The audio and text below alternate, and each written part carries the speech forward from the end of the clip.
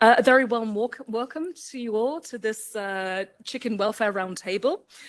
And to all of those following online, I hope that everything is working properly. I don't have the control over it right now, so it's fingers crossed that there are more of 100 of you online, so I'm hoping you're able to follow. My name is Jo Swabe. I work for Humane World for Animals, and I'll be acting as your moderator for today. Before I hand over the floor to our lovely host, let me first do a few bits of housekeeping announcements for you to get them out the way. For those in the room, please do grab some food. Everything should have been plant-based, but they appear to have delivered things with milk and potentially also something with fish in. The catering has been informed that this problem needs to be rectified. So for all of you who are vegan, please make sure you just take the hummus or the tapenade just to be safe. But please go and grab some food. There's enough for you all here. Today we have simultaneous translation if needed. For technical reasons, which actually I don't fully understand how it works because I'm a bit of a Luddite, we're having to run the interpretation through the WebEx system. So all those who are online should be able to choose the right channel to get interpretation from English to German. Those in the room will need to log into the link that was sent to you when you registered, and then, make sure your speakers are turned off, put in your headphones. There's some that are in the room as well, if they work with your computer. Mine don't, I don't have a headphone port, so I'm gonna have to put in my ears shortly. There's a Wi-Fi code on the door for those that need to get online. So anyway, with that, we have a packed program for today with one presentation that's going to be followed by a panel discussion. So without further ado, I would like to hand over to our lovely host, Maria Noichl, who is a German member of the European Parliament from the S&D group, who has had a very long-standing interest in and passion for animal welfare. She's one of our biggest supporters, in fact, here. I say, Maria, the floor is all yours. Thank you so much. Thank you for being here, and thank you for all the workers for animal welfare. I think it's so important. We are the MEPs, we are a small group. You are the big group. I think the big group outside of the parliament is the workers group for animal welfare. It's so important, and I say thank you to all of you. I heard there is an interpretation, and my speech is in German. Sorry for this. I now change in my language, and I think it's possible for you to have the interpretation about the PC. Sehr geehrte Damen und Herren, liebe Kolleginnen, liebe Kollegen. Ich freue mich sehr, dass ich heute hier bei dieser wichtigen Veranstaltung bei Ihnen sein kann, denn es geht um das Wohlergehen von Masthähnchen, und zwar in der ganzen Europäischen Union. Ich möchte Sie herzlich willkommen heißen. Wir sprechen heute über die Thematik. Die Thematik, da geht es nicht nur um Millionen von Tiere, die betroffen sind, sondern es geht auch um die Lebensmittelsicherheit. Es geht auch um unsere Gesundheit. Sie alle kennen den One Health Ansatz, und es geht vor allen Dingen um die Wettbewerbsgerechtigkeit in unserem Binnenmarkt. In der EU werden jährlich über 6,4 Milliarden Masthähnchen geschlachtet. Die meisten von ihnen verbringen ihre kurze Lebenszeit unter Bedingungen, die weit von den Erwartungen europäischer Bürger und Bürgerinnen an eine tiergerechte Haltung entfernt sind. Wer das nicht glauben kann, soll sich mal Kinderzeichnungen anschauen. Zeichnungen von Kindern, die zeichnen, wie sie glauben, dass die Hühner leben. Und dann sollen wir einfach mal schauen, wie es tatsächlich wirklich ist. Und ich glaube, eine Kinderzeichnung neben einer Tatsächlichkeit hinzulegen, drückt aus, was im Kopf als Vorstellung da ist und was aber in der Realität tatsächlich ist. Laut der Eurobarometer-Umfrage von 2023 fordert eine große Mehrheit der Europäerinnen und Europäer bessere Standards für diese landwirtschaftlich gehaltenen Tiere. Und es ist jetzt endlich an der Zeit, dass diese Forderungen umgesetzt werden. Die Wissenschaft ist ganz eindeutig. Die derzeitigen Haltungsbedingungen führen zu massiven gesundheitlichen Problemen bei den Tieren einerseits, von Bewegungsstörungen bis hin zu Herz- und Kreislauf- und Atemwegserkrankungen. Doch es gibt bereits Lösungen. Die Europäische Behörde für Lebensmittelsicherheit, die EFSA, hat klare Empfehlungen ausgesprochen. Wir müssen die Tageszunahme begrenzen. Die Tageszunahme, das ist die Gewichtszunahme am Tag, die im Mastbereich vorgesetzt ist. die Besatzdichte muss reduziert werden und es müssen bessere Lebensbedingungen geschaffen werden, um das Wohlergehen zu verbessern. Es gibt Unternehmen, die sind bereits freiwillig auf Basis ihrer Verantwortung diesen Weg gegangen. Doch ohne eine einheitliche gesetzliche Regelung stehen diese Betriebe immer noch in einem unfairen Wettbewerb. Das ist nicht fair mit solchen, die weiterhin intensiv mit niedrigen Standards arbeiten. Die EU-weite Rechtsrahmen ist dringend notwendig und wir müssen dringend für die Landwirte und Unternehmer und Unternehmerinnen hier Rechtssicherheit schaffen. Dies ist nicht nur eine Frage des Tierschutzes, auch eine der Gesundheit, der Gesellschaft. Das ist wichtig, dass wir die Antibiotika im Blick behalten. Wenige Antibiotika in der Tierhaltung bedeuten ein geringeres Risiko mit antibiotikaresistenten Bakterien und weniger ernsthafte Probleme in der Gesellschaft. Ich komme zum Schluss.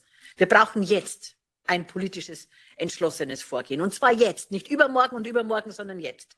Wir rufen die Europäische Kommission, den Rat und meine Kolleginnen und Kollegen im Parlament auf, die Revision der Broiler-Richtlinie voranzutreiben und damit jetzt für eine moderne, wissenschaftlich fundierte, gut standardisierte Haltungsform zu kämpfen. Unsere Werte, unsere Gesundheit und unsere Zukunft sind hier unser klarer Wegweiser. Wir haben heute ein spannendes Programm. Ich möchte gar nichts mehr zu dem Programm sagen. Es wird wahnsinnig spannend. Wir wollen was lernen. Ich gehe immer raus mit etwas mehr Wissen über Tierschutz, als ich reingekommen bin. Auch dafür möchte ich mich ganz herzlich bedanken. Wir haben ein hochrangiges Panel. Lassen Sie uns gemeinsam dafür sorgen, dass die Bilder der Kinder im Kopf, wie sie sich Tierhaltung vorstellen, Step by Step mehr mit dem in Verbindung stehen, wie Tierhaltung tatsächlich ist. Als 5-fache Oma wünsche ich mir das. Ganz herzlichen Dank.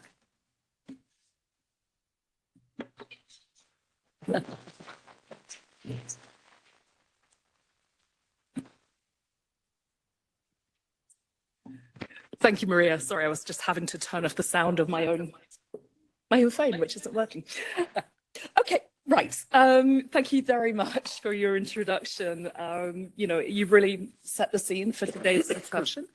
I now want to move on to introduce our first speaker, Nicky Amos, who is from Chronos Sustainability. She is a pioneer in corporate responsibility, having spearheaded the Body Shop's corporate responsibility strategies in the 1990s and early 2000s, before moving on to catalyze and lead a series of major sustainability programs and initiatives, including the Business Benchmark on Farm Animal Welfare, which is recognized as the leading global measure of company performance on farm animal welfare, and is also widely acknowledged as having transformed corporate practice and performance on farm animal welfare. Nicky, the floor is all yours for the next 10 minutes or so.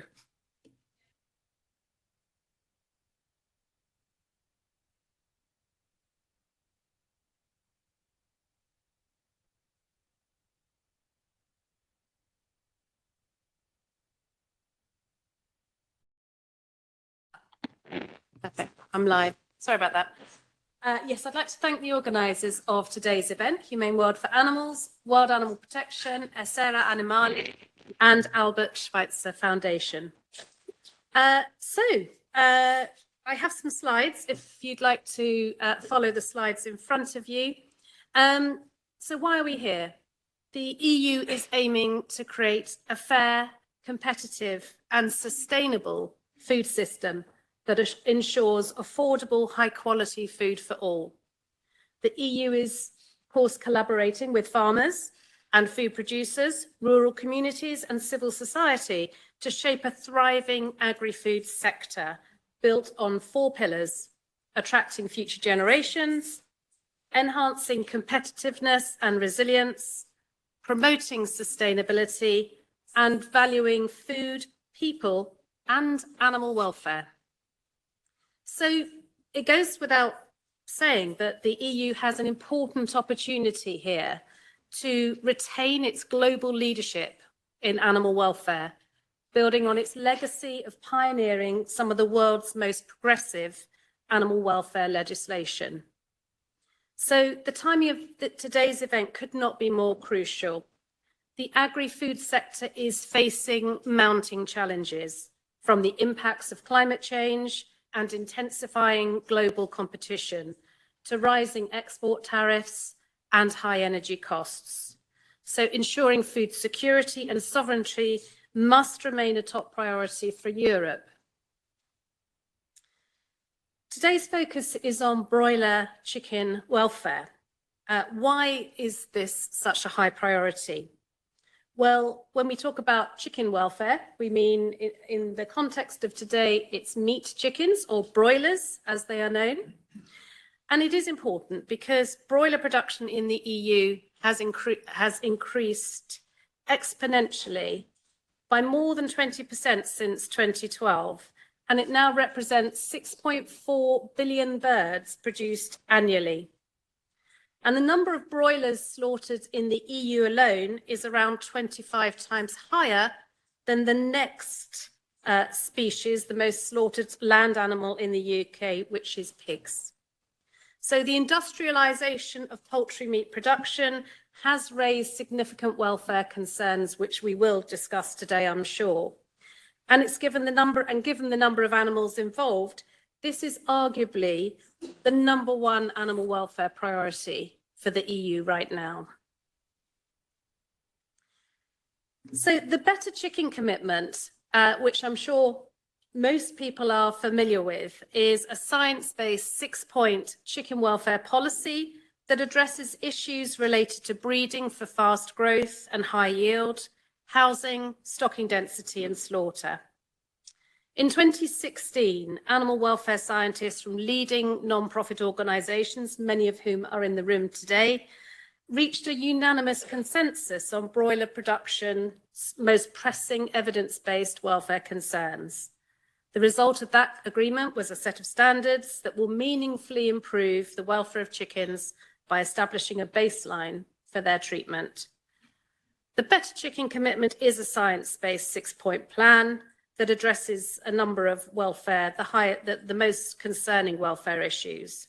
And in 2017, just a year after launching the BCC, the Better Chicken Commitment, civil society in Europe introduced the European Chicken Commitment as a market initiative. And as of June 2024, almost 400 companies across Europe had committed to the European Chicken Commitment. Now, the focus of my presentation today is just to share with you details of 2 leading benchmarks that are specifically aimed at driving corporate action on animal welfare, both in the EU and globally. But I don't want to assume that everyone knows what a benchmark can do. So I just want to briefly set out how well-designed benchmarks can work. First, they can help on performance measurement and comparison. They help companies compare their own performance against their industry standards, against their competitors, and against best practice. And they motivate companies to close the gaps and stay competitive. They are also an important accountability mechanism. They set measurable goals and track progress. They can also ensure that companies are held accountable for what they're saying in the public domain and what they have committed to. They are data-driven decision-making. They support data-driven decision-making by providing insights that help companies prioritize initiatives, allocate resources efficiently, and make informed decisions. And they are important to goal setting. Knowing how companies compare to their peers can encourage them to strive for continuous improvement, innovation, and operational excellence. They also provide more confidence to stakeholders who really want to understand how a company is performing relative to its peers.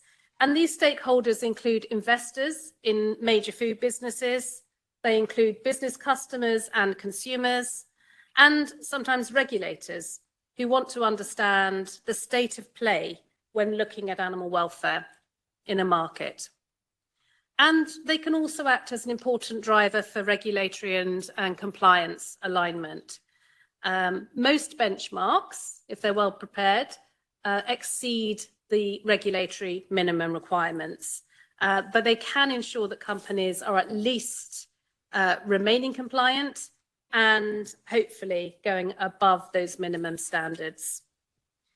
Now, the first benchmark I would like to share with you today is called the pecking order. And this is a benchmark that was inspired by World Animal Protection in 2019. And it evaluates the commitments and progress of Europe's top international and local fast food chains to address chicken welfare. The benchmark today is supported by a number of other NGOs, Albert Schweitzer Stiftung, L214, Essere Animali, Humane World for Animals, and Obranci Zvieratt.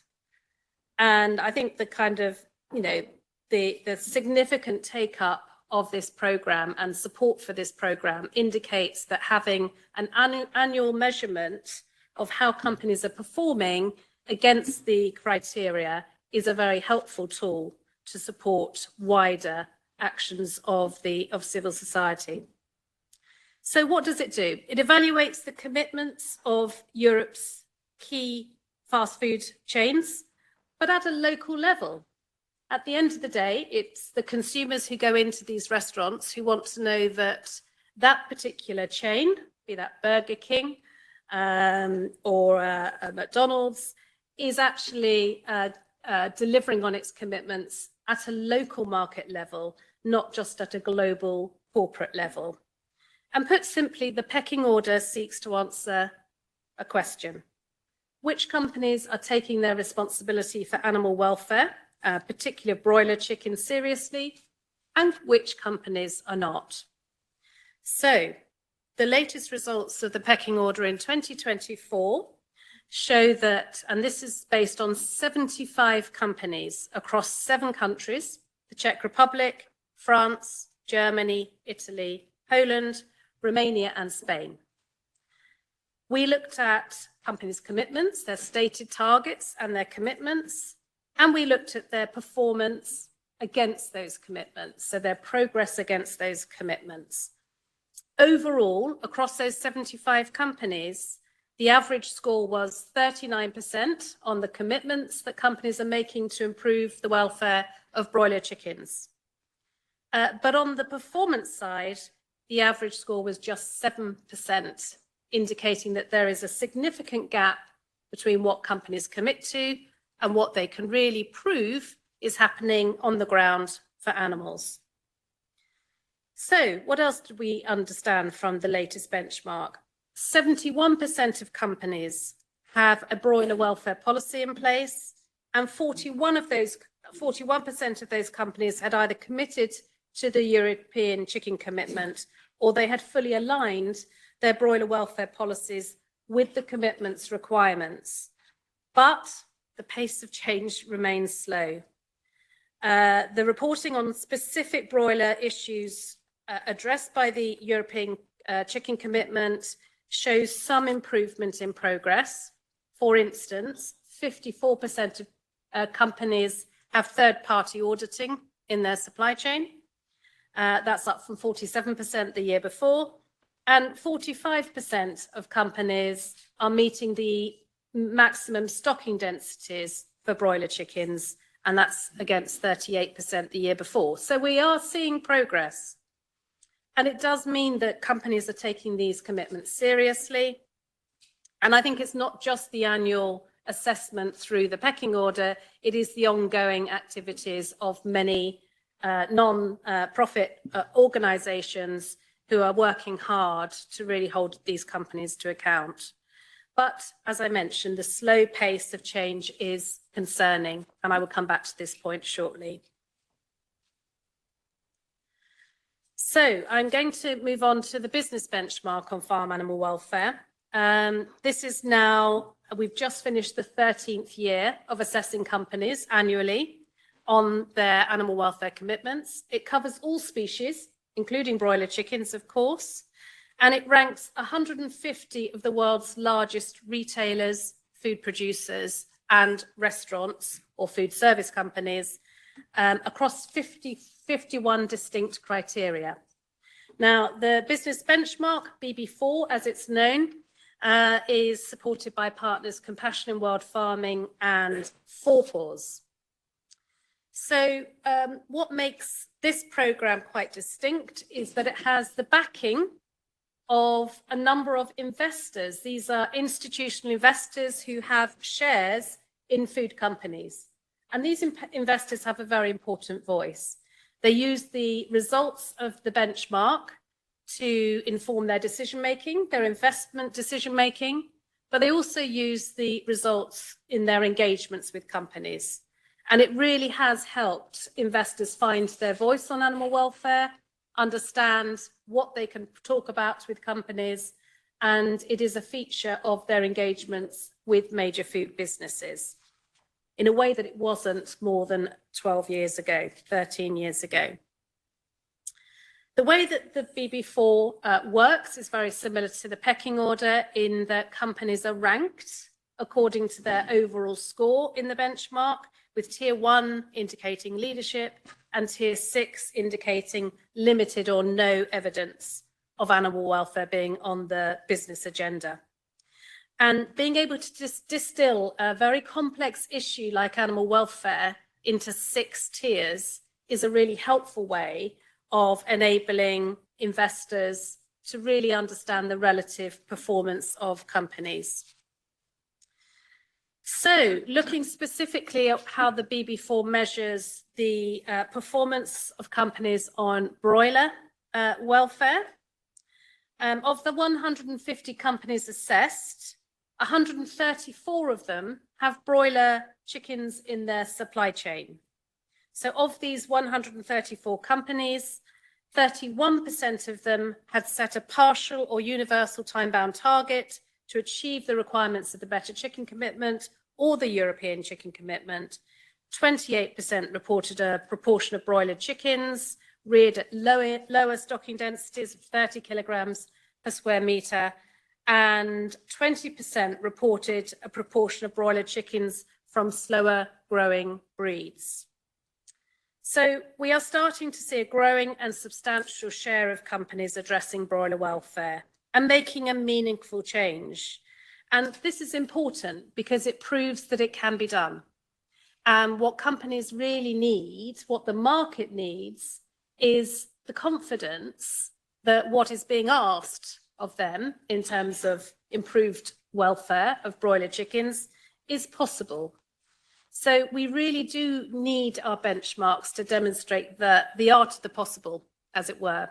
And that is definitely the case, both in the pecking order and the BB4. But what can we learn from the 2 benchmarks so far? The first is that they are both established, they are continuous. Companies, I think, have got used to being benchmarked on an annual basis, and they respond to that key focus on their welfare performance. And they have been powerful drivers of change. They've helped to leverage companies' competitive nature and their desire to demonstrate leadership on this issue.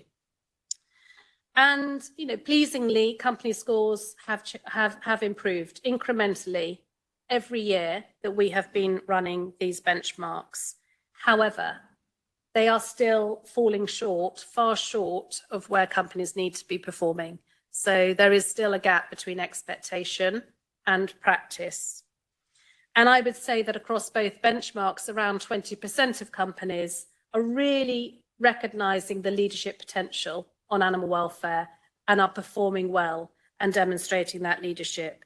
But it's the 80% of companies that are languishing in the bottom tiers who, despite all of the stimuli from the benchmark itself, from the campaigning activities of organisations who are all aligned behind the need for improved welfare, it does suggest that something more is needed. Additional drivers are needed to motivate companies. So the outcome of the strategic dialogue on the future of EU agriculture reinforces a necessity by advocating for a revision of the EU animal welfare legislation, while emphasising that trade considerations should not hinder progress. This outcome highlights the possibility of reconciling diverse perspectives and forging a shared vision, and that, I think, is why we're all here today. I want to end by saying that the current legislation even in the EU, lags the efforts of many farmers, companies and NGOs who are already striving for better conditions for meat chickens. And for the EU to stay ahead as a world leader on animal welfare policy and legislation, it will be important to apply higher standards for all companies, not only those companies who have a motivation to lead. And of course, it also needs to apply to companies wishing to import animal protein into the UK. So I appeal to the MEPs here today and the Commissioner for Health and Animal Welfare, Oliver Varhelyi, to reform the EU Broiler Directive by setting minimum welfare standards for chickens raised for meat production, including those imported in the EU, and not to simply rely on the voluntary mechanisms that appeal to those who wish to adopt a leader position, but not for the mass market. So thank you for listening, and I look forward to participating in the dialogue.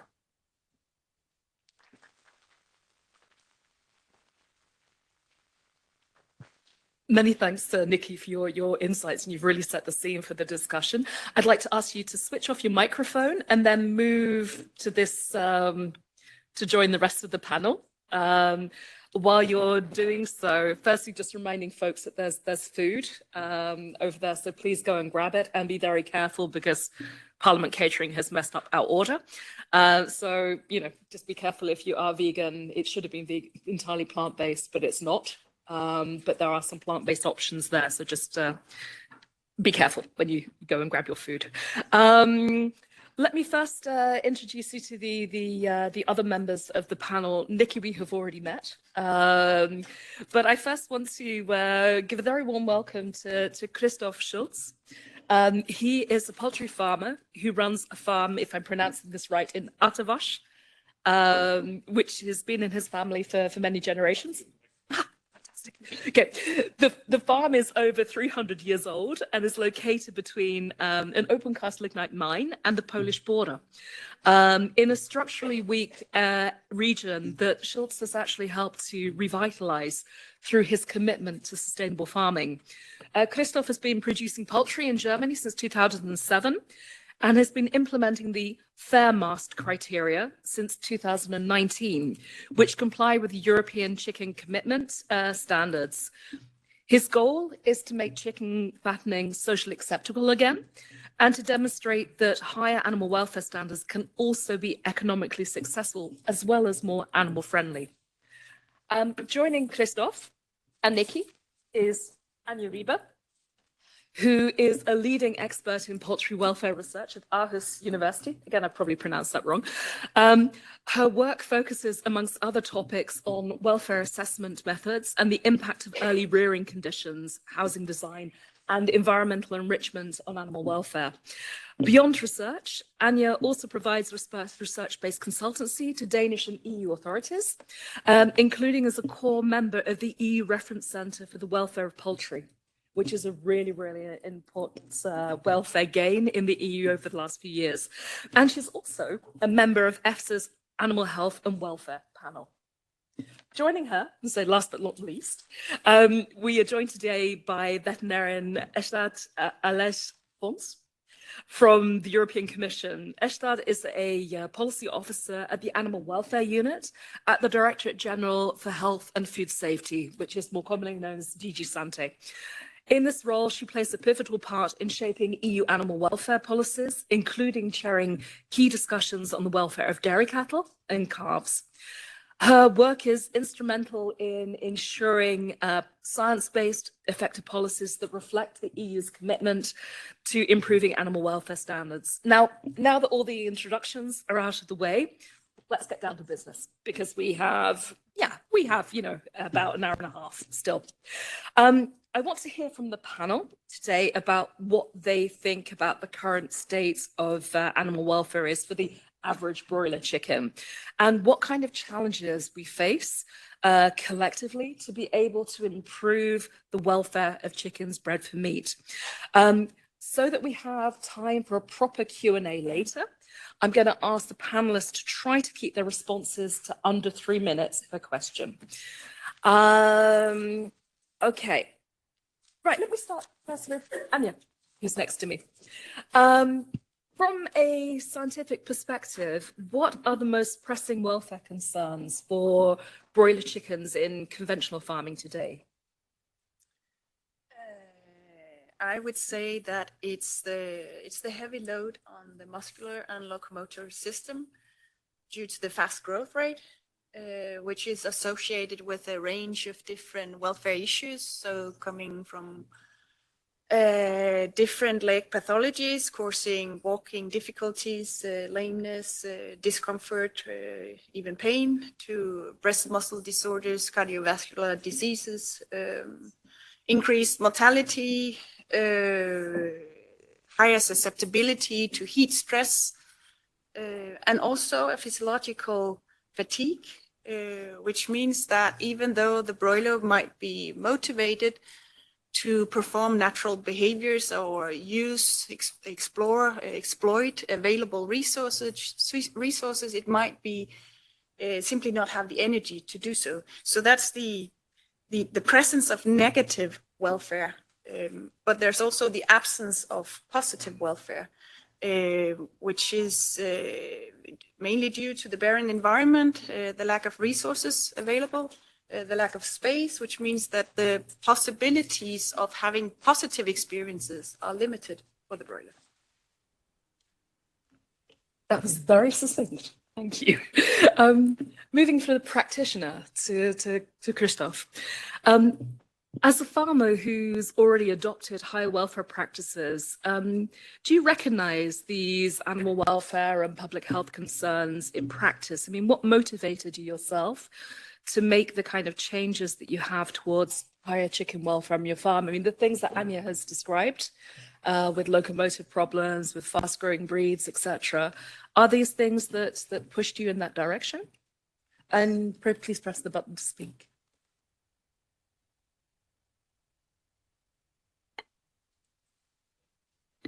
Ja. Ja, guten Tag. Also die Vorstellung war sehr ausführlich und korrekt. Also Atawasch wurde korrekt ausgesprochen. Natürlich bedanke ich mich auch, hier in dieser Runde sprechen zu dürfen und meine Meinung bzw. meine Einschätzung geben zu dürfen. Ja, Hähnchenmast ist der Fachbegriff für uns und da sind wir vor mittlerweile fast 12 Jahren dazu gekommen und haben eine Anlage gekauft, die konventionell betrieben wurde, aber einen erheblichen Investitionsstau hatte. Das bedeutet, man muss halt investieren. Und die Anlage selber umfasst 2 mal 20.000 Tiere. Das hört sich unwahrscheinlich viel an, ist aber in der Welt der Hähnchen sehr klein. Und um die Wettbewerbsfähigkeit zu halten, wäre der Schritt gewesen, zu wachsen. Das wollten wir aber nicht. Und wir sehen uns mit unserem Betrieb generell irgendwo in der Nische oder immer in einer Nische, egal was wir machen.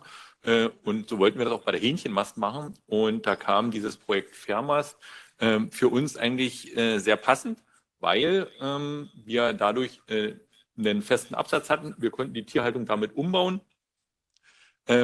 Und mussten nicht wachsen. Im Gegenteil, wir haben weniger Tiere im Stall und das war generell schon mein Gedanke, dass wir das ein bisschen langsamer machen. Langsamer bedeutet, ich wollte auch nicht permanent alle 30 Tage im Stall stehen und waschen, weil die Mastzeiten einfach zu kurz sind. Und da hatten wir bei der Fairmast ja angefangen, damals mit 54 Tagen, war das genau das, was wir eigentlich gesucht haben, dass wir den Bereich der Hähnchenmast in unseren Betrieb integrieren können, ohne dass wir da selber zur Geißel wieder werden. Ja, und zu guter Letzt kam natürlich noch dazu, es gab eine Förderung, das wurde finanziell attraktiv für uns, diesen Stall so umzubauen. Und mir ging es per se darum, das, was wir machen, nicht permanent erklären zu müssen. Also wenn ich in der Gesellschaft sage, ich bin Hähnchenmester, hatte ich eigentlich mehr damit zu tun, mich selbst zu erklären. Und ich musste mir auf jeder Feier meine Getränke nachher selber holen. Das wollte ich dann nicht mehr. Und jetzt muss ich immer noch erklären, was wir machen, aber das im positiven Sinne. Und das ist das, was eigentlich was ich machen wollte an der Stelle. Okay, thank you. It's good to hear what was driving you towards making those changes. Just moving to Ester, from a from an institutional perspective, EFSA, the European Food Safety Authority, has made very clear recommendations. Also, they were given a mandate by the European Commission to give a scientific opinion on how to improve broiler welfare. Where do you see the biggest gaps between the current legislation and what would actually be needed from an animal welfare perspective to improve the current situation for chickens bred for meat? Yeah, thank you. So, as said already by Anja, one of the main problems is of course, the growth rate. This is already covered by the EU legislation, particularly by the Directive 58. There are other also recommendations given by the EFSA on mutilations, repair, and feeding, which are also covered by the current broilers regulation. But it's true that those legislations remain vague, and member states implement it because there is room of interpretation. The member state implement in a different way. So this has an impact on the animal welfare. There is a room for improvement also on stock densities and arrangements of the use of cages for different categories of animals. But for me, the main gap remains in the lack of robust indicators to assess the improvement of animal welfare. This is clearly said by EFSA that there is a need of organized assessment methods, scoring systems, and benchmark or the thresholds for the indicators of animal welfare that could allow farmers to self-assess the animal welfare in their farms, but also to monitor and control the compliance with the legislation by control authorities. In this sense, the directive has been the first one on giving the possibility to have indicators. So several member states have implemented them by having these footpath dermatitis monitored at slaughterhouses, even if the feedback from the slaughterhouses to farms can be improved. Is clearly shown that these have a real impact on improving the animal welfare, but this can be spread to other sectors. Is why we are working on this through the establishment of the subgroup in the context of the EU animal welfare platform. This subgroup working to identify indicators for check the effectiveness of the animal welfare policies, but also we have launched a study on indicators to identify the indicators that can be used on different phases of the chain, transport, at farm and slaughter, and for different species. And also there is also, of course, the work on the EU partnership on animal health and welfare, where there are many actions and projects that we work on, also on indicators. So for me, this is the main. Okay, thank you. I'm going to move back to Nicky. Many retailers and producers are already committing voluntarily. They're moving on their own accord to higher animal welfare standards. We have legislation, but, can you give an indication of the importance of the role of companies in kind of making a transition from an industry to more humane, broiler production? Of course, yes. I think, as I mentioned earlier, it's really important that companies can signal to one another the art of the possible. And any company that is able to adopt higher welfare standards in its supply chain whilst remaining competitive sends a very important signal.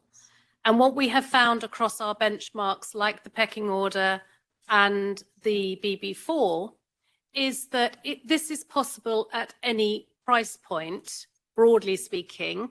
So when we look at retailers, for example, it's hugely encouraging to see some of the value retailers like Lidl or Aldi, who can demonstrate that, yes, they can achieve higher welfare standards for broiler chickens as well as other species. So it isn't just limited to companies who are perhaps operating in the niche market at a higher premium price point. So the art of the possible is hugely important. The second thing I'd like to say is that there's a real opportunity to appeal to the innate sense of competition amongst companies. They want to be as good as, if not better than, their peers. So in any of our benchmarks, the very first thing a company will do is understand how it is ranked in the tier ranking. And the second thing they will do, a microsecond later, is to see where their competitors rank. And if they are behind their competitors, that's an uncomfortable place to be, because that's how consumers will be comparing them on these issues. And I think the third thing I would say is that sharing knowledge and learning across companies is also very important. This is an area where they can be pre-competitive. They can actually work together to support each other in driving the welfare standards in their supply chains. And that's why initiatives like the Global Coalition for Animal Welfare, GCOR, is bringing together major food companies to exchange knowledge, understanding, and best practice, and really help build that knowledge and that practical implementation in supply chains. Okay, thank you. I'm just thinking some of the benchmarking that you've described, that's also including things like lower stocking densities and again, moving to slower growing breeds. Research suggests, this is directed at Anja, that having, changing the stocking densities, changing the breeds that you're actually using for production, they're able to improve welfare. But what would you say would actually have the biggest impact on animal welfare, and why? That's a really good question and a difficult one to answer. It's like asking which one is most important, feed or water. Both of them are important. And the way that stocking density and growth rate impacts animal welfare is linked. And as I said before, growth rate is associated with a range of different welfare issues. So for some of them, you can improve, you can have a lower prevalence or less severity by reducing the stocking density, but you wouldn't be able to do it for all of the welfare issues affected by the fast growth rate. But on the other hand, when you reduce the growth rate, you will have more active animals. So you will need more space, and not just space, but also space that is furnished, space that provides the resources that are needed for the animal to perform their natural behavior.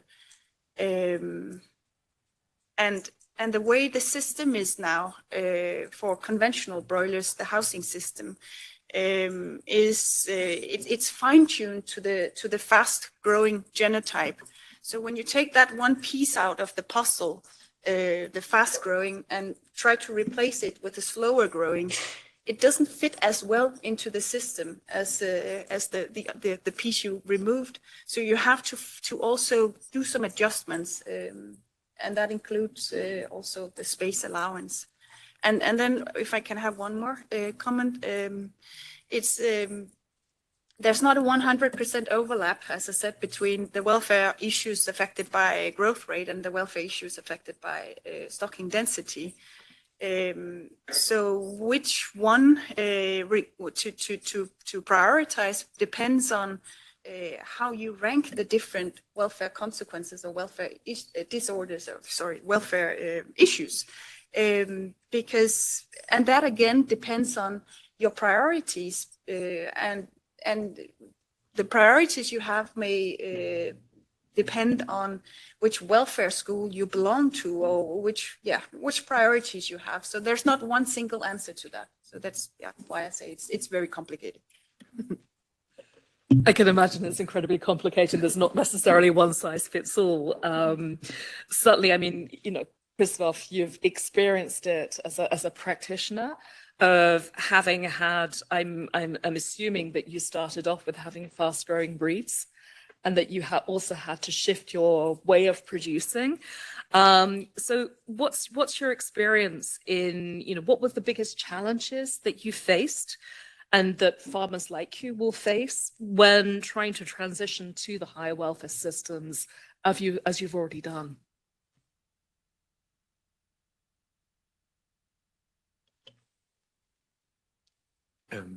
Ja, also wir haben ja oft das Thema Zeit gehabt. Also Frau Noichl hat es gesagt, wir müssen einen Zahn zulegen. In der aktuellen Situation fällt uns das schwer, andere Berufskollegen davon zu überzeugen, weil einfach ein ganz banales Problem uns im Weg steht und das ist das Thema Fachkräftemangel. Das Thema Fachkräftemangel, damit ist nicht gemeint jemand, der uns im Stall bei der Arbeit hilft, sondern einfach jemand, der da ist und uns zum Beispiel diesen Stall umbaut. Das bedeutet, ein Heizungsbauer ist kaum noch auf dem Markt. Also ich rede jetzt von unserer strukturschwachen Region. Es ist kaum noch ein Dachdecker da, Zimmermänner sind gefragt. Und immer wenn das Angebot knapp ist, verteuert sich natürlich die Leistung danach. Und das bedeutet, wir haben unwahrscheinlich hohe Baukosten. Wir schaffen es im Moment nicht, bei den hohen Baukosten einen Tierplatz wirtschaftlich umzubauen. Das ist das nächste große Problem. Und wenn wir selbst also wir haben es ja vorhin schon in den Charts gesehen, Schweinehaltung geht ja tendenziell ein bisschen zurück. Die Geflügelhaltung legt ein bisschen zu. Das bedeutet, wir haben ja Stallhöhen zur Verfügung. Also wir haben Schweineställe, die eigentlich umgenutzt werden könnten zum Geflügelstall. Jetzt ist das in Deutschland aber ein Riesenproblem, weil ein Schwein kein Huhn ist. So, und wenn wir da nicht anfangen, extrem vereinfachte Genehmigungsverfahren einzuleiten, teilweise das Baurecht vielleicht noch ein bisschen zu lockern und zu vereinfachen, sehe ich für den Umbau der Tierhaltung da wenig Chancen. Und dann kommt noch ein Problem dazu, das ist ein gesellschaftliches Problem. Das bedeutet, wenn man als Tierhalter in der Gesellschaft steht, wird das nicht immer von Glanz und Gloria beleuchtet, sondern in der Regel ist es so, jeder möchte gerne mehr Tierwohl, das ist ja die Grundessenz der Gesellschaft, aber bitte nicht bei mir vor der Haustür. So, und wenn man dann in Stallhaltung investieren möchte und man moderne Stallhaltung auf die Dörfer bringen will, Stallanlagen umnutzen will, heißt das nicht automatisch, dass da alle dafür sind. Also da gibt es sehr viel Gegenwind, da gibt es Bürgerinitiativen und. Das ist auch eins der großen Probleme, dass viele Berufskollegen sagen, das tue ich mir nicht an. Und meiner Familie nicht. Das ist ja teilweise übergreifend. Ja, das sind die größten Probleme. So that may be the biggest problems, but you would still encourage your fellow farmers to try? Natürlich. Wir sind ja angetreten, nicht nur damit die Enkelkinder von Frau Noichl auch ein realistisches Bild der Tierhaltung malen in Zukunft, sondern auch, um Berufskollegen davon zu überzeugen, dass das gut ist und dass das richtige Schritte sind. Ein Problem ist, das habe ich zwar angerissen, aber leider ein bisschen übergangen. Ich habe es ja gesagt, wir haben ja teilweise ein bisschen Förderung bekommen für den Umbau unserer Tierhaltung. Das ist auch wieder angedacht. Es gibt neue Fördertöpfe, aber die Förderverfahren selber, um an dieses Geld zu kommen, sind elendig kompliziert und unverständnisvoll lang. Das müsste dringend einfacher werden. Okay, well, that's a good observation. Thank you. Well, just shifting to the commission position. I mean, how, clearly farmers like Christoph, they face an economic reality of, having to make investments and putting forward the changes that they need. How does the Commission balance the need for high welfare standards, which is very, very clear from the perspective of giving the animal positive experiences, as Anja has described, with the actual economic realities that farmers face? What are we actually asking of them, and how does the Commission balance that? Yeah, but in fact,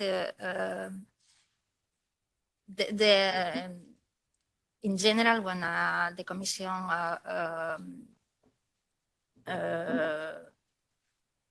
adopt a proposal, before adopting a proposal, propose a proposal, of course, the Commission take into account the scientific evidence produced by EFSA, which goes in the sense of having the highest animal welfare standards as possible, etc.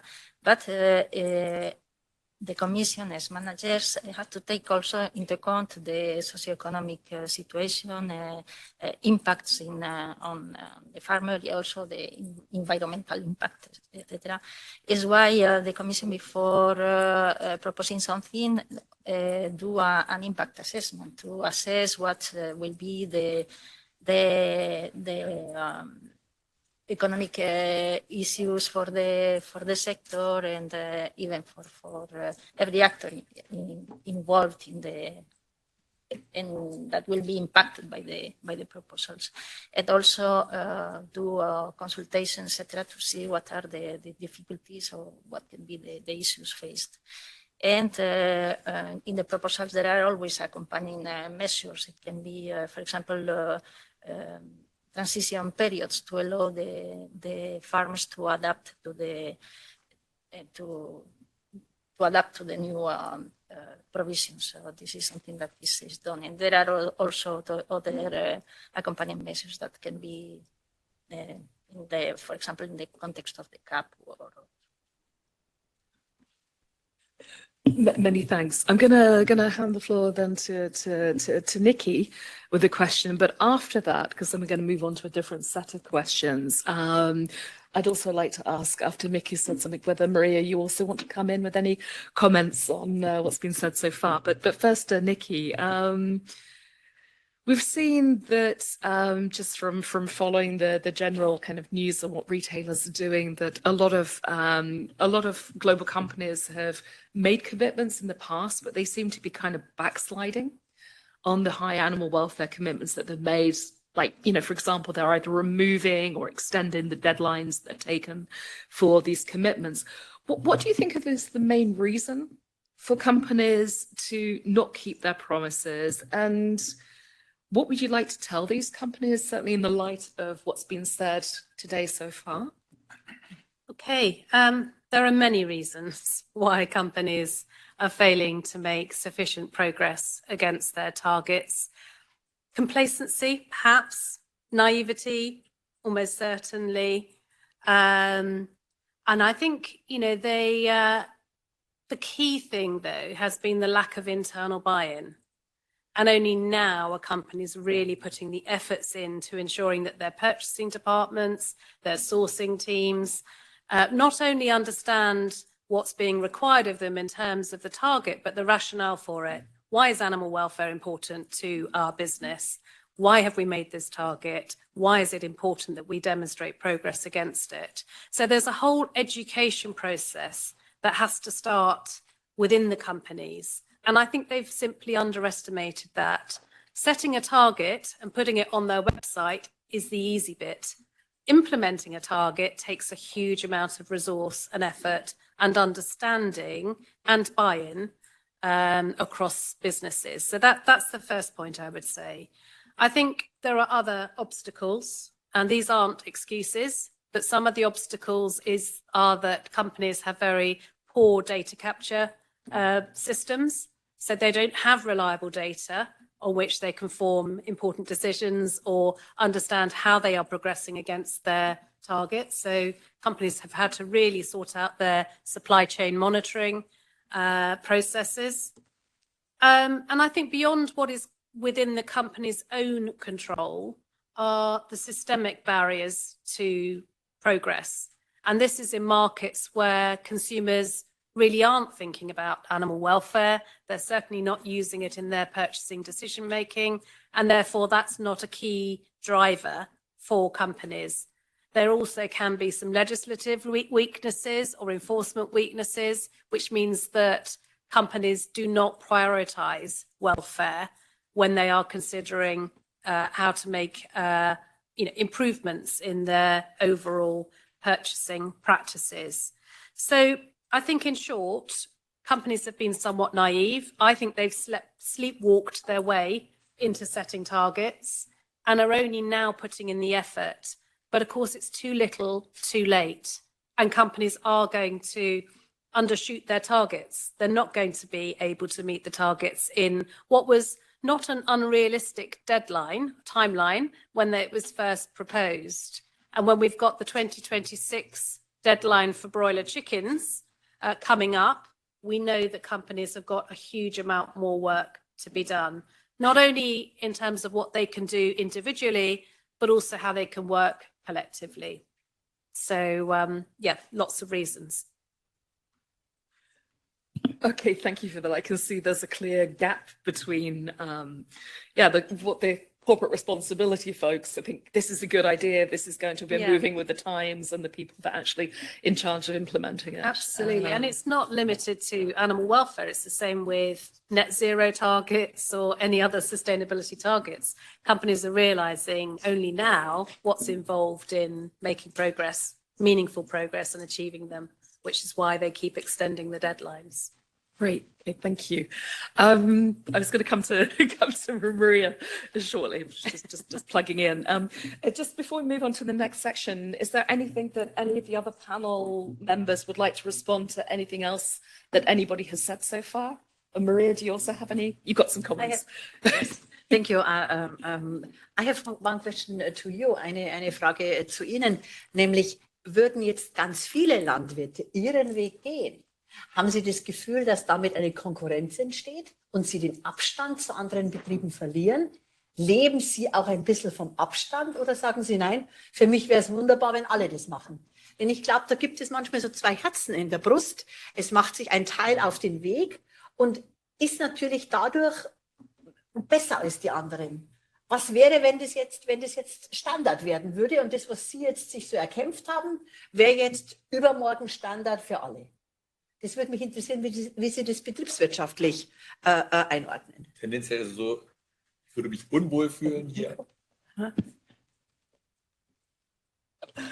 Also erstmal würde ich mich unwohl fühlen, das, was meine Berufskollegen da machen, vielleicht zu diffamieren oder vielleicht als nicht richtig anzusprechen. Wir haben eine Gesetzlage in Deutschland und danach richten sich ja alle.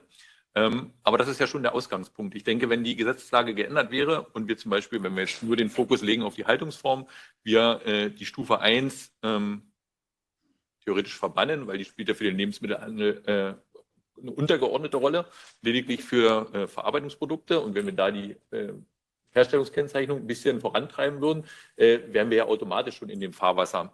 Rein wirtschaftlich ist es so, da kann ich mich ein bisschen zurücklehnen, wir verkaufen unsere Tiere lebend an das Schlachtunternehmen und die machen die Vermarktung. Und die Vermarktung, das ist so, gerade in Zeiten von hoher Inflation, ist das hakelig und schwierig. Also der Umbau der Tierhaltung hat ja auch geht ja nur Hand in Hand mit dem Absatz, den wir da haben.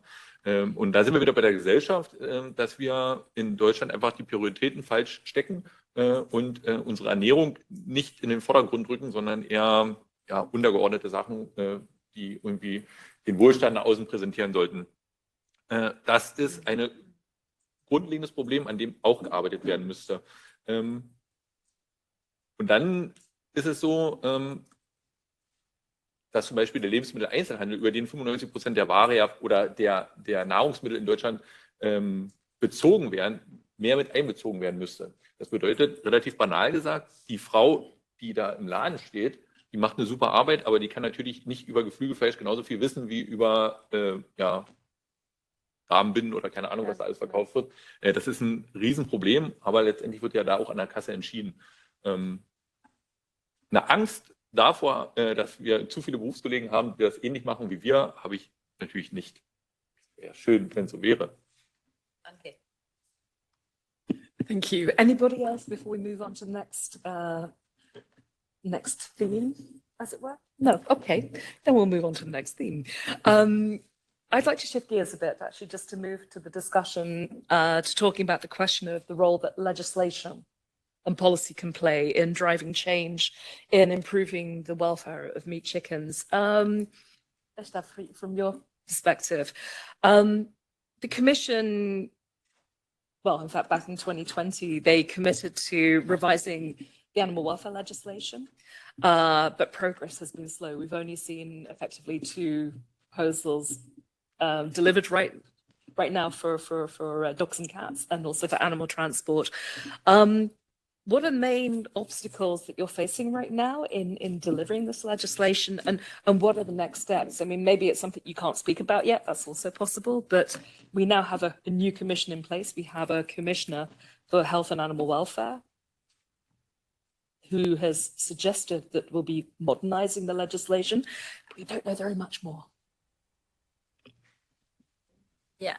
So as you say, we have been working since 2022 on the revision of the legislation, and after an impact assessment, we came with those 2 proposals in 2023, and there was this end of KHH initiative that the Commission committed to deliver something on it. But after for the further revision, the Commission see a need for further consultations, formal consultations. And the Commission will continue consulting the different actors, from farmers to other actors in the chain, the NGOs, etc., and to take into account the different impacts, and to be able to come with something which is really balanced. And one of the ways to consult will be the next meeting of the EU Animal Welfare Platform that will take place next Monday. So we will meet already a lot of people there also. This will be part of the consultation. And then the commissioner already said that there's something could come out already in 2026. So. Well, we're hoping that the commissioner, I shall also be at the Animal Welfare Platform on Monday, that maybe the commissioner will come with something that will make us happier, because action is definitely needed. And yeah, if reform the animal protection legislation is further delayed or weakened, I mean, it was supposed to be proposals that were coming at the end of 2023. What risks does it actually pose for broiler chicken welfare in the long run? Well, I think breeding and technology development will have a chance to reduce the severity and the prevalence to some extent of some of the health issues that we discussed. Like the cardiovascular disorders or breast muscle disorders, leg pathologies. One example is for technology is the heat exchangers, where the heat that comes into the broiler house is heated by the air that comes into the broiler house is heated by the air going out, which means that you can ventilate at a higher rate. And that means that you dry the litter, which means you dry the feces in the litter. And then you have a reduced risk of having foot-path dermatitis. So that's one good example, and that has meant a difference in countries like the Nordic countries, where we have the humid and cold winters. But it doesn't change the fact that the bedding still consists mainly of feces. Now it's just dry feces. So the broiler will still have the lack of possibilities of directing their natural behavior towards material that can actually satisfy their needs. So they don't have a stimulant-rich material for foraging or exploration. They don't have the fine-coarse material for dust bathing. They don't have these things where they can direct their natural behaviors to. So there is a need of a fundamental change in the legislation if that's going to happen, or reduce the welfare issues related to that. And then I would say, Nicky mentioned this about the different welfare programs. And I think when the legislation sets the minimum standard of what is accepted in the society, and if that's lower than what the consumers expect, then I think we will see market-driven forces creating these different welfare programs or labels. And some of them, like the ones that Nicky showed, they are actually science-based, but I also see examples of welfare programs that are not science-based, and I think there's a great risk that the consumer will be misled by those. And I have to mention one example where I saw enrichment in one of these programs, but it didn't say what kind of enrichment or how much of it, which meant that I saw a broiler house where they provided swings for the broilers. And you know, the mobility of a broiler is not and so it's really difficult for the broilers to use them, although they would have, if they would have been able to do it, they would have been good for resting elevated, which they're highly motivated to do. But on top of that, they provided 5 swings in a broiler house of 40,000 broilers, and it was like 5 square meters. Maybe 100 broilers could use it simultaneously. So I think there is a need for the legislation to set a minimum standard, even though that we have nice welfare programs.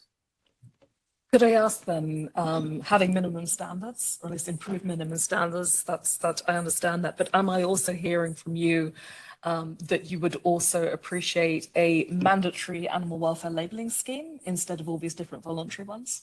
I think that would definitely benefit animal welfare, because it will make the consumers less confused. I think sometimes we mislead them into thinking, okay, if I buy this, then it's good welfare because there's a label saying so. But if it's not evidence-based, and also you get confused, it's a jungle. How can a normal consumer, not knowing anything about animal production, find their way around in this? So I think, yes, there's a need for having one label out there. Okay, so I guess that's the message to the Commission for today, is to deliver that proposal as well. On a practical side, Christoph, you know, you've already made on a voluntary basis the transition to higher welfare. What kind of role could financial aid or subsidies play in helping other farmers like yourself to transition to higher welfare systems? And do you think that will make a significant difference, or do you think anything else is needed?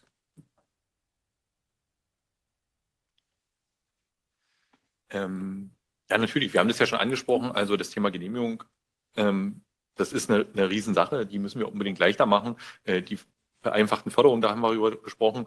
Und was natürlich eine Rolle spielt, ist noch, wir haben es auch schon gehört, Tierhaltung, gute Tierhaltung muss kontrolliert werden.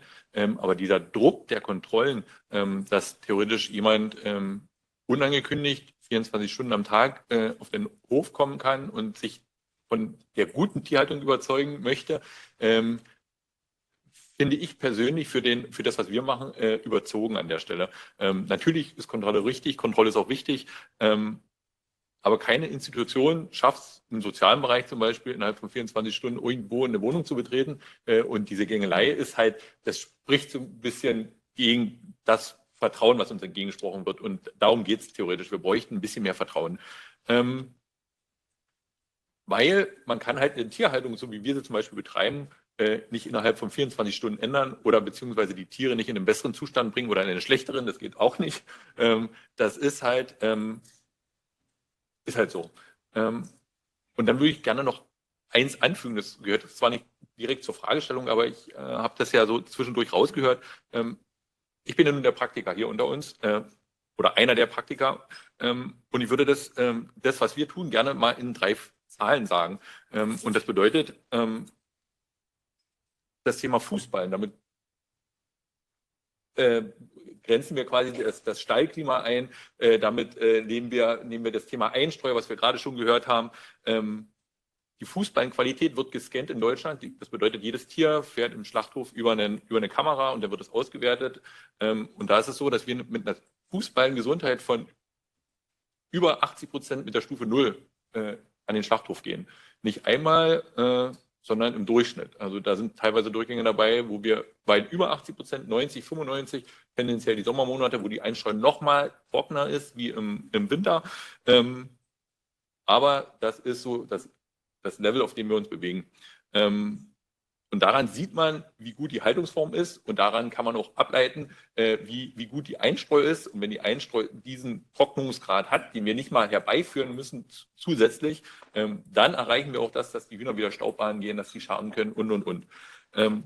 Die nächste Zahl wären die Verluste, die Stallverluste. Daran sieht man eigentlich, wie gut die Synergie ist zwischen langsam wachsender Rasse, also einer alternativ wachsenden Rasse, Stallmanagement und Masttagszunahme. Das bedeutet, wir haben Stallverluste von, wenn wir gut sind, unter 1%, wenn wir nicht so gut sind, dann halt drüber. Großteil der Verluste wird ja in der ersten Woche abgeschlossen, theoretisch. Das liegt immer an der Qualität der Küken, die wir bekommen.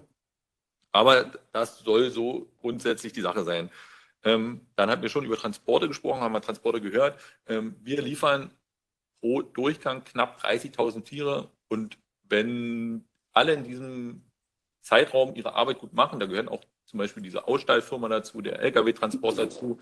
Der Lkw-Transport dauert 1,5 Stunden bis zum Schlachthof. Schaffen wir es theoretisch, 30.000 Tiere auch da am Schlachthof abzugeben, ohne dass es einstirbt. Also bei 0 Transporttoten oder eventuell mal 1 Transporttoten, das ist in der Regel, ja, das sollte eigentlich die Regel sein. Und daran kann man eigentlich ganz gut ableiten, wie gut das System ist, was wir da machen. Und dann haben wir viel über Antibiotika gesprochen, beziehungsweise über Antibiotika, ja, doch geredet. Der Antibiotika-Einsatz bei uns ist seit 6 Jahren, da haben wir knapp, über 30 Herden gemästet oder 30 Runden gemästet. Da war ein Durchgang dabei, der antibiotisch behandelt wurde in den ersten 3 Tagen, weil die Kükenqualität einfach schlecht war und unsere Pflicht als Tierhalter das doch gefordert hat, diese Tiere da antibiotisch zu behandeln. Und das war zum Anfang relativ und seitdem sind wir antibiotikafrei und das schon über Jahre hin. Und auch das zeigt, wie gut quasi Stallklima, vielleicht auch Management ist, wie gut die Fütterung darauf abgestimmt ist und natürlich dieser Einsatz von alternativ oder von langsam wachsenden Rassen. Ich weiß, die 3 Minuten sind gleich um, aber der letzte Teil noch, wir haben viel über Masttagszunahme gesprochen und meine persönliche Einschätzung als Tierhalter ist, dass die Masttagszunahme eher eine untergeordnete Rolle spielt, sondern eher die Tage der Mast. Das bedeutet, alles, was wir den Hühnern zur Verfügung stellen, an Außenklimabereich, an Pickstein, an Beschäftigungsmöglichkeiten, Staubbahnen und so weiter, wird erst die letzten Lebenstage intensiv genutzt. Umso länger das Huhn ist, umso höher oder umso älter das Huhn wird, umso höher ist einfach das Tierwohl an der Stelle. Und umso intensiver wird das genutzt. Wenn man die Masttagszunahme nicht vernachlässigt, aber wenn man sich an einem Mindestalter orientieren würde dabei, denke ich, fügt sich die Masttagszunahme automatisch ein, weil die Schlachtbetriebe natürlich keine Tiere mit 2,7, 2,8, 2,9 Kilo schlachten können, weil die einfach viel zu groß sind für die Vermarktung. Also würde die Masttagszunahme sich automatisch reduzieren, wenn man ein Alter der Tiere hat. Das wäre zu bedenken, haben wir mal vorhin gesagt. Yeah, I guess that's a logical consequence of having slower growing breeds. Okay, Nicky, over to you again. Would having stronger EU legislation, would that help to create a level playing field for farmers like Christoph who are producing in a way in which is maybe disadvantaging themselves to some extent from those that are producing intensively, but also for businesses who are investing in, like retailers and the hotel chains, restaurant chains, etc., who are investing in higher welfare? Or do you think that voluntary commitments work better? Thank you, Jo. Short answer is no. We need more than voluntary commitments. I think,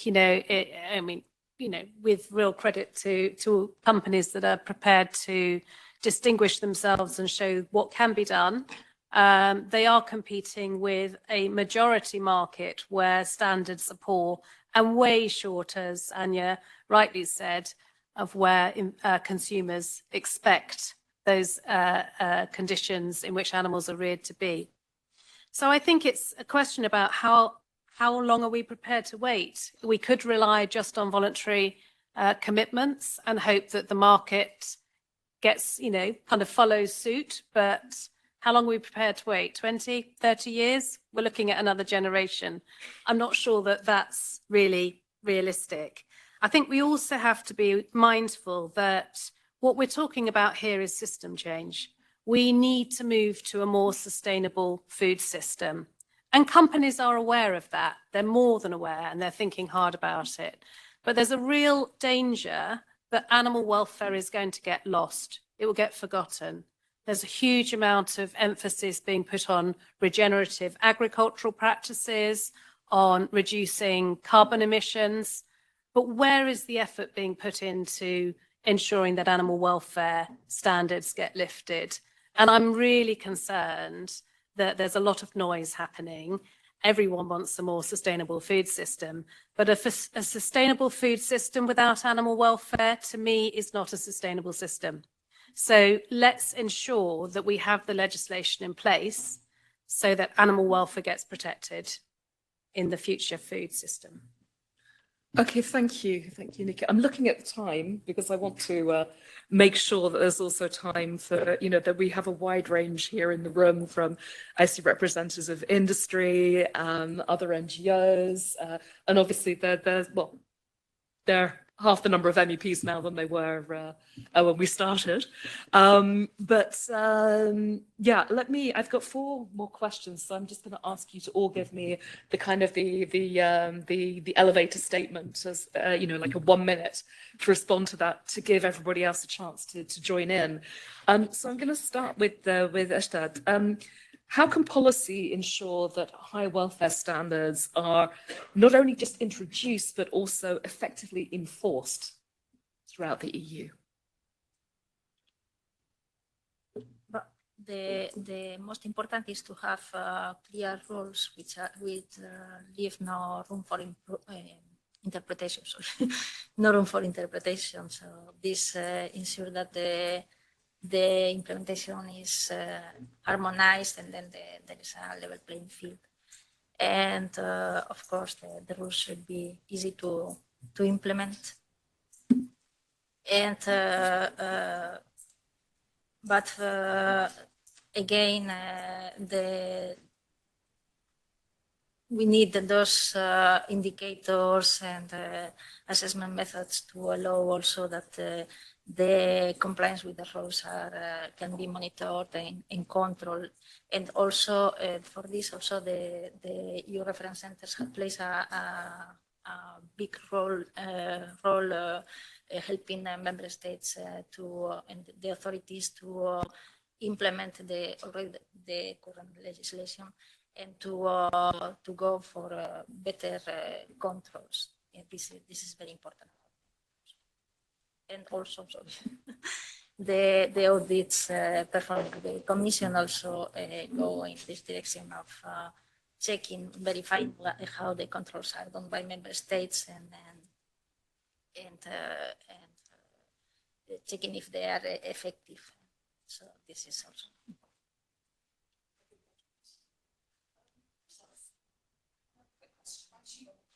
important. Sorry. Quick question, Christoph.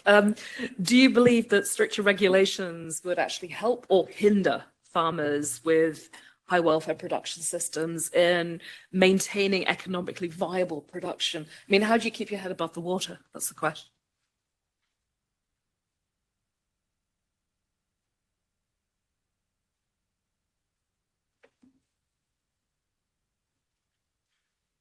Ja, ich denke auf jeden Fall, wenn wir den gesetzlichen Mindeststandard anheben würden, dann automatisch rückt alles nach oben, und wir, wenn wir den anheben Richtung mehr Tierwohl, haben wir automatisch mehr Tierwohl.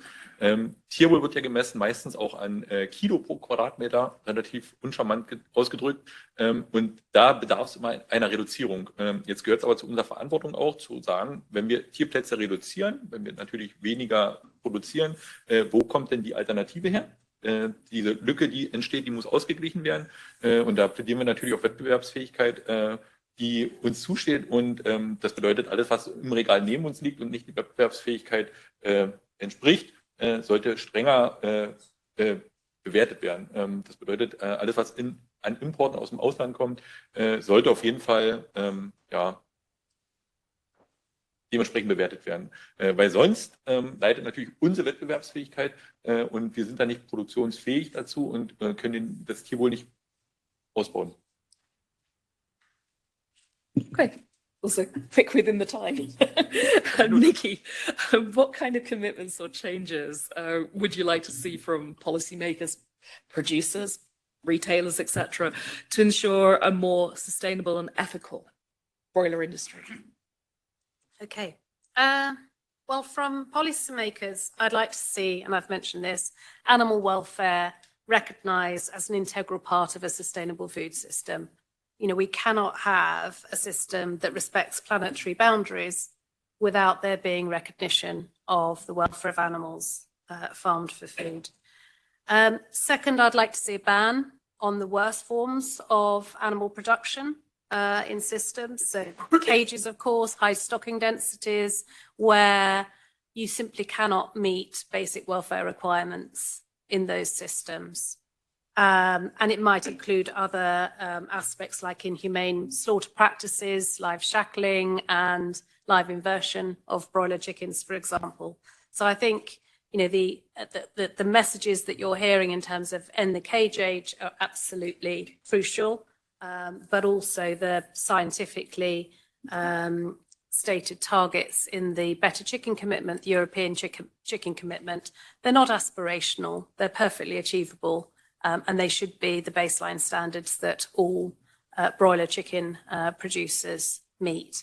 And I think finally, I'd like to see much more transparency. I mean, the benchmarking programs that my company leads have, you know, played a role in increasing quite markedly the level of transparency in companies. They now report on animal welfare quite comprehensively, but they're not reporting in the same way to consumers.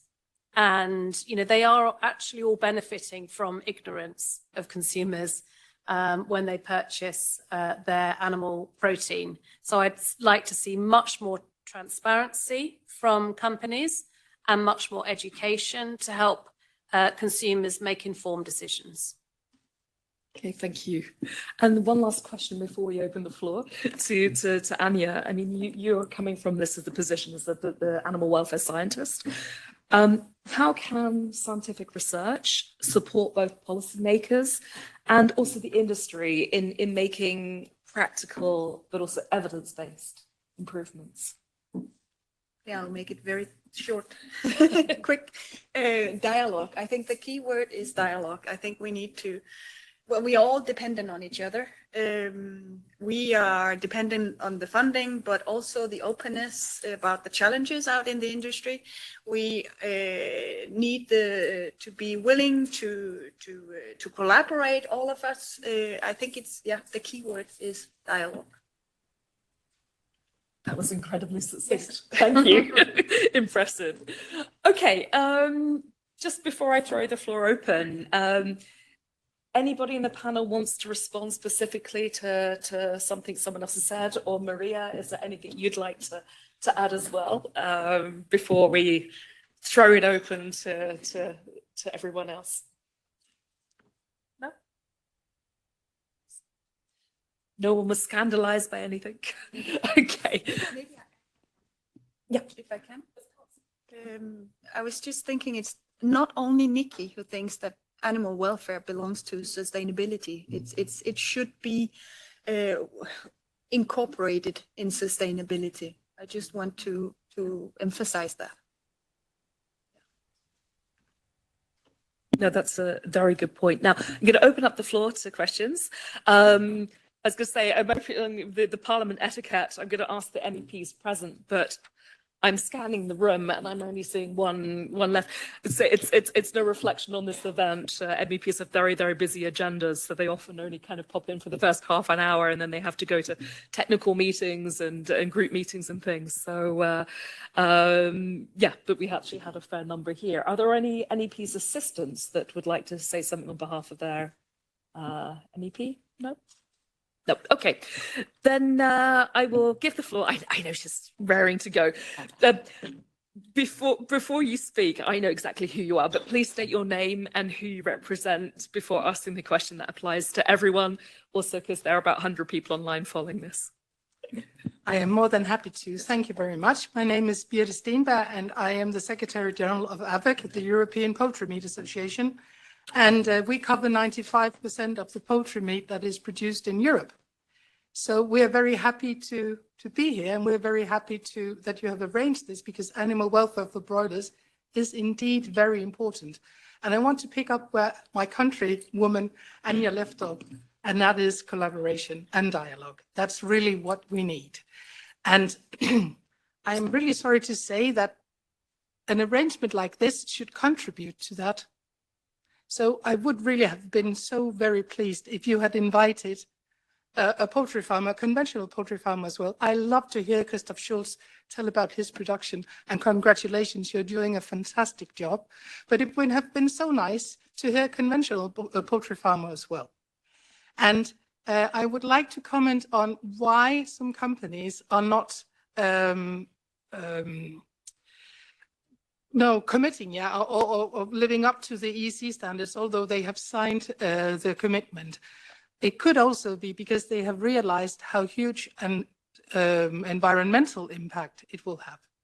AVEC, we have had a study made by an independent third-party consultancy, where we asked them what would the economic impact and the environmental impact be if we put in the ECC standards in all of the EU production. The results are the production costs would go up with 37%. 37%, and the meat production would go down with 44% unless we build new houses. And we can ask our friend Christoph Schulz how easy it is to get permit to build a new poultry house in Germany.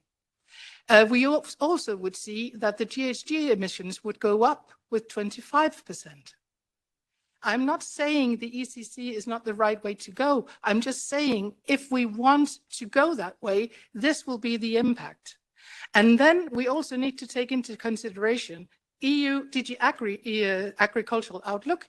They foresee that the poultry meat consumption in Europe will go up.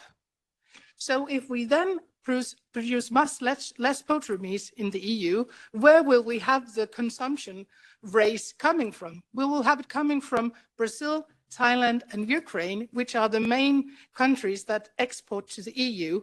I wonder what that will do for animal welfare.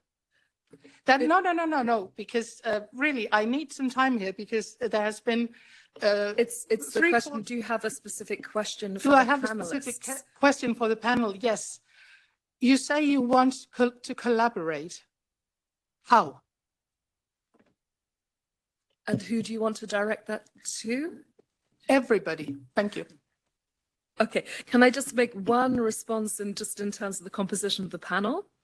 That, as you can see, it's, to have a conversation that is reflecting different perspectives. Having more than 4 panelists would mean we'd need, several hours to do this. So that's a bit more difficult to facilitate, which is why we have one representative as an example. So that's I get your point. Can I just put one more down before the last MEP is leaving? It has to be a question rather than a statement. It's a question. Do we want? I vote for the S&D as well when I'm allowed to vote. I'm not allowed to vote because that's another story. I vote for them as well. And as such a person, I am not interested in going for a Europe where we produce very high quality products for the elite, while the rest of the population will have to go for cheap imported products with lower quality. And I think we should avoid that. And I think that we should all strive to collaborate to make the big conventional production go a little bit up all the time. Thank you. Okay, who on the panel, since it's open to all of you, who would like to respond to that? I just one comment from my own on this is that it's assuming that people are necessarily going to be wanting to eat more poultry meat. It could also be that people may transition to having a more plant-based diet rather than necessarily cheap imports. But that's another option. But I'm seeing Christoph and Nicky already wanting.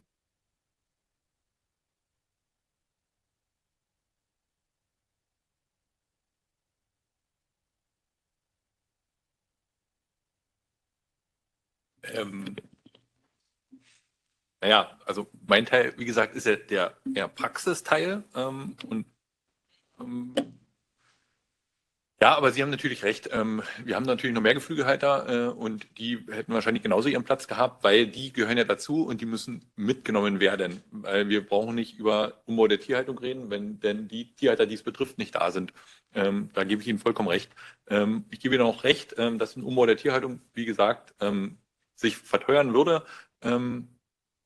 Und parallel dazu natürlich ja eine Ersatz geschaffen werden muss, wo die Tiere dann herkommen.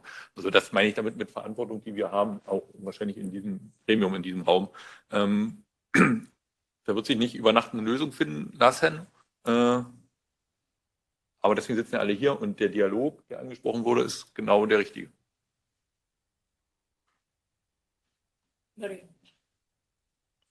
I think it, from my side, if we have a bill about the production costs, then we have to understand that the health system must be in the bill as well. And I think your question is, oder ich konnte auf Deutsch sagen, Ihre Frage ist, wie könnten wir damit leben, dass sich das verteuert, dass sich Fleisch verteuert und dass es nur noch von Eliten zu kaufen ist. Momentan ist es so, dass wir die lebensmittelgebundenen Krankheiten alle zu zahlen haben. Und wir haben das System, dass die Art und Weise der Haltung sehr wohl auch mit der Gesundheit der Menschen was zu tun hat. Ich denke, das ist unstrittig, dass es hier Zusammenhänge gibt. Und wir müssten, wenn wir Rechnungen machen, dann Rechnungen ganz unten erst abrechnen, nämlich wenn auch die Gesundheitskosten mit einberechnet werden. Und dann könnte es langfristig, und da bin ich mir sicher, dass eine nachhaltige Tierzucht oder nachhaltige Tiermanagement sich positiv auf die Gesundheit der Menschen auswirken würde. Von daher müssen wir die Rechnung ganz machen. Nicky, did you want to add anything? I think you've got an important, you made an important point there. We do need to protect EU production of broiler meat and to imports from other countries where standards are going to be poor. So any policy framework that ensures that any meat being imported is on a par with what is produced in terms of welfare standards is very important. I think secondly, the evidence from our benchmark shows that it is not just the elite brands that can afford to achieve higher welfare standards. And actually the pecking order, the benchmark of fast food retailers, restaurants that work to very, very small margins to keep their food affordable in any country that they're operating in across Europe. These companies are showing that they can make improvements way beyond the minimum legislative standards for broiler chickens. It's taking time, of course it is, but it can be done. And we've seen this also echoed in the business benchmark as well. It's just going to take too long if we just leave it to voluntary changes. Thank you. Anja also wanted to comment on this. Yes, I can only, you ask, Birte, you ask how to collaborate. And I can only answer from my side of the table, being a researcher. Most of the funding nowadays is strategic, which means that you need to involve industrial partners. And so there's a rich opportunity for industry to get involved in the research. And I can assure you that being an animal welfare researcher is not the easiest position to be in when you try to persuade the industry to participate. And I have the experience myself, but I also know many of my colleagues have. So yeah. We have some more questions from other people. So since time is kind of moving on, maybe we can come back to it shortly. But you had a question, I believe. If you just say who you are. Hello, I'm Pernille fra Schulz. I work for World Animal Protection, and I'm based in Copenhagen, Denmark. And I will have to say I share the fear that you raised, Birte, that we don't want, it would be devastating if the market in the EU were a place to where commodities with low animal welfare is dumped, so to speak. So I have a question for the Commissioner, Dr. Ester. Is it correctly understood? Because I listened to the Commission on Animal Welfare when he presented his work program at Intergroup last week, I think, or maybe the week before. And to my understanding, he said that they would work for a ban, or they would ask for the same level of animal welfare for before products, commodities are imported into EU. Is that correctly understood? Yeah, because I think that would really solve some of it. And that would also take and protect the farmers, because of course we have to take that into consideration as well. I think there may be some common ground here for raising the bar for animal welfare. Of course, we still, from my point of view, we still have to work for higher animal welfare standards, obviously, but I mean, you can do it, you can attack the problem, so to speak, from different angles, and that could be an angle. And then also, because I come from the same country as Birte, we're Danes, so is Anja, and I just, this morning when I woke up, I read the news, and one of the news were that we have kommuner, how do you say that, municipalities in Denmark. And one by one, they're signing up to ban fast-growing broilers. So it's spreading. And presently, I mean, we produce approximately, let's say, roughly 100 million broilers on a yearly basis. And 30% of them are now slower-growing breeds. So things are happening. So I'm also asking you to trust in this and be a bit optimistic. Things are going too slow, I agree, but things are, changes are happening. Thank you. Ester, respond to that. Yeah, thank you. First, I wanted to add to the question of Birte on the collaboration. I think the industry has a role to play in sharing data. This is very important for the research. So this is one of the ways that this collaboration can be set. For the question on the imports, but you know that this is a delicate question because animal welfare is not included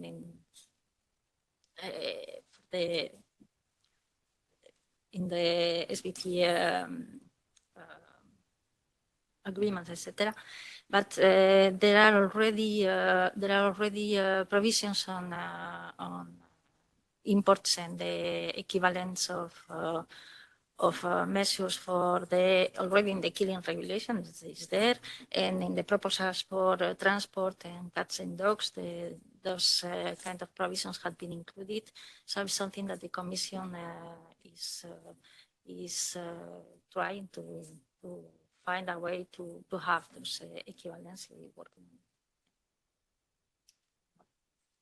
Okay, thank you. Any other responses? Okay. Yeah, may I ask some questions? Not as a response, but as another question. Yeah. Yep. Then we're happy to hear from you after that. So please, Anna, if you just introduce. Yes, thank you, Joe. Ana Granados, I'm from the European Farm Animal Breeders Organization. So part of our members are making the genetics you are talking about the whole afternoon.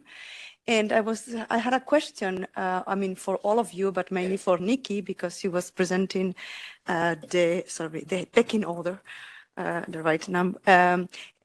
I had a question about on the fast-growing chickens that you call them, because I have the impression, and that's my question behind, that breeding is something that is static, and that there are these lines that have been selected 40, 30 years ago for a bigger, a faster growth rate, because that's what the market was demanding. Let's be clear, breeders listen what the market and the citizens are demanding. But it's like it has been like this, and nothing is happening since. And since 20 years, we have put in place, not me, but breeders have put in place, and Anja knows very well because we have talked about it several times, they have introduced more and more traits and breeding objectives that are responding to the issues you are putting this in this paper today. Also, the health problems, the respiratory issues, the locomotive issues, the muscular ones, all these things are in current breeding programs since now 20, 15, 10 years. So are you evaluating in this chicken pecking order, the fact that these breeding programs are evolving, and what is the impact of these new selection traits that are reducing the place of growth rate and the productivity to favorize health and welfare? Or it's just a static thing, because genetic progress is dynamic, it's changing all the time. So what you are evaluating today is not the same that was 10 years ago. So that was my question, and for the knowledge of everyone, breeding programs are built nowadays and for a long time now with all these breeding objectives to improve welfare, including those areas in which you were talking about today. Thank you. We're happy to talk more about it another day. Thank you, Anna. I guess Nicky responded. I'm sure that Anja may also want to say a few things. So we have 10 minutes left, so I'll keep it brief. Okay. Anna, thank you for your question, and it's good to know all of the great work that's happening around new breeds. And just to reassure you, and I think Anja made this point very well earlier, it's important that we look at the whole system in which chickens are being produced, not just single indicators. But of course, we look at it in the round. So we're not only looking at slower growing breeds, we're looking at environmental enrichment, we're looking at stocking densities, we're looking at lots of different factors across both the pecking order and the business benchmark on farm animal welfare. So, whilst we might want to track the proportion of companies that are using slower growing breeds in Europe, it's not, there are other considerations that we are taking into account here. Can I just clarify? Perhaps I was not clear enough. Yes, I will be. My point is that a breeding program, when we are breeding chickens, growth rate is not anymore the main focus. So the chicken now, the selection is focusing on animal welfare. 40% of the objectives for a chicken of nowadays is to improve animal welfare. So the chicken, the fact that going to slow growth chickens, it's good. Our members are also doing this breeding, but in the one that you are focusing, it's not the same than 10 or 20 years ago. So the growth rate is now so important because all the things are improve, and then this is not evaluated. So we will be happy. There are many publications showing how the welfare of the chickens, of these chickens you are mentioning on your report, is evolving and improving. And happy to engage on this data that Ester, I don't remember, it was Ester or someone else, sharing data. This data is shared, it's available. We are happy to share even more. So in the past, this focus on productivity and growth rate was there, for sure, but it's not anymore the case. So it's not the same chicken that you are talking about in your, that's my impression, that was my question behind. So it's not about one line or another, it's how these lines that you are talking about are different of the ones that were 20 years ago? That was my question. And that's you cannot evaluate the same because it's not the same animal. That's my. Okay, Anja, did you want to come in on this point? I know genetics is complicated and nobody wants to jump on it, but that's why happy to talk about it more another day. Maybe just very briefly, genetics is not solving everything. But of course it has an impact. Of course it's very important.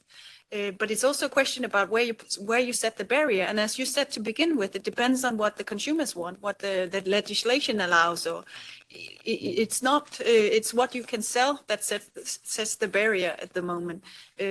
So maybe, I mean, breeding can also go in that direction if that's the request. Yes. Okay, thank you. I've got time for one more question that was coming from, please introduce yourself. Yep, thank you very much. My name is Paul van Boekholt. I work for Hubbard Breeding Company. I'm based in the Netherlands. A good example of where changes have been made with the retailers, where since 2017, 100% of the retailers are selling slower growing breeds. But my question is probably more summarizing what has been discussed today. I've actually two questions to the EU representatives is because based on the EFSA report, are you still thinking of including genetics into any change in legislation or not? That's a question. And as also raised by Birte, there's a lot of cost concerns about changing to a system with slower growing or lower stocking density. How can the EU support producers, farmers, processing plants, food companies to sustain this? And also, and I think that's even more important, to have a fair competition within the EU, and probably more importantly, the imports that have been mentioned as well. That's a really good question, and I don't know whether this is maybe something for a whole other discussion, but if you can give some insight, that'd be fantastic. Yeah, of course.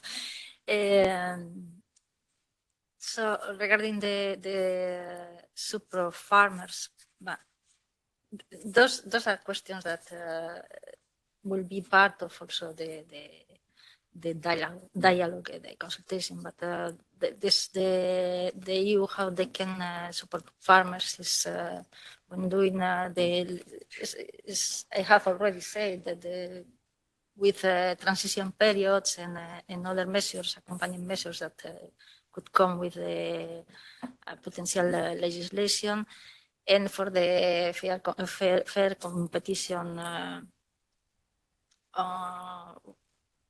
regarding imports, but try to have those equivalent measures for the imports is the only way. But this is part of the discussion we have now, the consultation, etc. So I can't at this stage say more. Thank you. We understand you're kind of bound by the internal bureaucracies of the Commission and what you can say and what you can't say right now. We only have 4 minutes, and we really do need to clear the room at 5 o'clock because there's probably people outside waiting to come in. So I just want to use this opportunity just say a few things in closing. Firstly, thanks once again to our host Maria Noichl for hosting this event, organizing the room and everything. Open the door. But also for all the panelists for traveling all the way here to Brussels today to discuss this important issue. As Maria noted in her introduction, each year 6.4 billion, just think about that figure for 1 second, billion chickens are bred and killed for the production of meat. The vast majority of which are actually being kept in intensive production systems that, as we've heard, don't meet their needs. Unfortunately, there are farmers that are moving towards trying to get more positive welfare experiences for those birds. There are many problems faced by these chickens, starting with things like broiler genetics, which as we understand, are starting to change. But that doesn't solve issues such as stocking distances. There's also problems. Solutions are twofold, but not mutually exclusive. I think, you know, we have the market-driven initiatives that Nicky has highlighted that involve retailers, restaurant chains, to help shift at least a proportion of production to higher welfare standards. That's one way to go. But of course, animal welfare legislation that raises the minimum standards for all chickens is another route to go. You know, we already know that the current legislation is outdated. That's something with the refitted legislation. The conclusions were already made in 2020. It was already announced as part of the, I guess now more or less defunct farm strategy, that it should be brought in line with current understandings of animal welfare. So to really pay heed to the kind of issues that Anja has been raising today, but also that Essere has outlined within its scientific opinions. We're still waiting for legislative action. It's crucial, of course, that the market-driven, in the meantime, that the market-driven initiatives continue to at least move the needle in the right direction to get more farmers to make the transition that Christoph has already made. Again, you know, I think it's really good that we have had a farmer here today to actually provide proof to the broader animal agricultural production community that it is possible to transition to other practices that do have more positive welfare outcomes for the chickens we breed for meat. I would say thank you. I think we can close this now. For anybody that's interested, and also more generally in animal welfare, there's a fabulous exhibition which has been organized by our colleagues from the Institute of Animal Law and Policy. See, I'm going to get these names if it's the last thing I do. And together also with the EEB, I suggest you also go and visit that, because you'll also see some images from broiler production as well. So it's just as relevant today. Today, yeah, in some cases. I think if the photographers enter Christoph's farm, they might see a different picture. They're the exception. But they're the exception. So yes, but and clap the hands for the moderation. It's absolutely. Thank you, and I wish you all, a fine rest of the day. And thank you everybody online for following, and also the interpreters for doing a very difficult job of interpreting the discussion via the WebEx system. Thank you very much.